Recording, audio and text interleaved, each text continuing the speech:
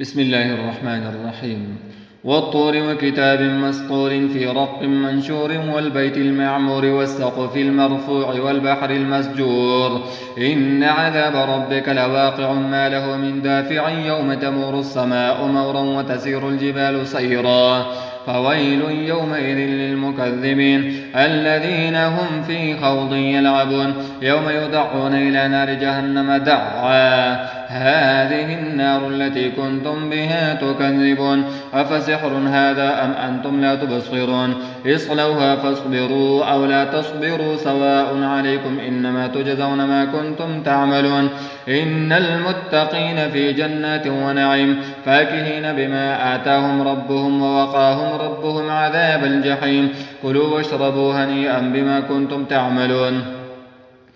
متكئين على سرر مصفوفة وزوجناهم بحور عين والذين آمنوا واتبعتهم ذريتهم بإيمان ألحقنا بهم ذريتهم وما ألتناهم من عملهم من شيء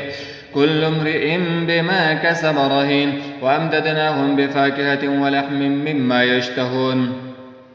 يتنازعون فيها كأسا لا لغو فيها ولا تأثيم ويطوف عليهم غلمان لهم كأنهم لؤلؤ مكنون وأقبل بعضهم على بعض يتساءلون قالوا إنا كنا قبل في أهلنا مشفقين فمن الله علينا ووقانا عذاب السموم إنا كنا من قبل ندعوه إنه هو البر الرحيم فذكر فما أنت بنعمة ربك بكاهن ولا مجنون أم يقولون شاعر نتربص به ريب المنون قل تربصوا فإني معكم من المتربصين أم تأمرهم أحلامهم بهذا أم هم قوم طاغون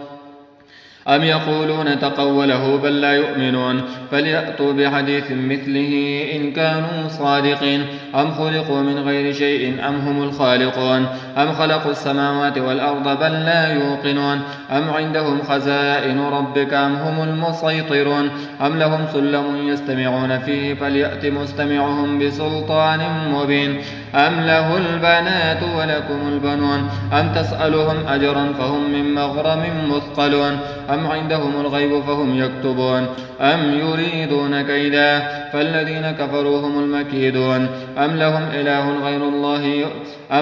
إله غير الله سبحان الله عما يشركون